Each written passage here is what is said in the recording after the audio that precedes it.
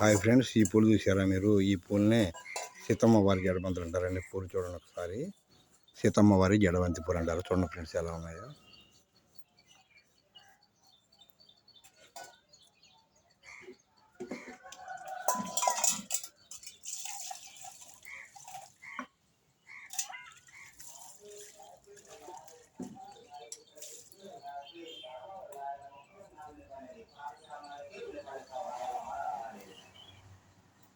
పాత గిఫ్టూపులు ఉన్నా, పాత సైకిల్ ఉన్నా, పాత ఫ్యాన్లు ఉన్నా, పాత మిషన్లు ఉన్నా, పాత మోటార్లు ఉన్నా, పాత టీవీలు ఉన్నా,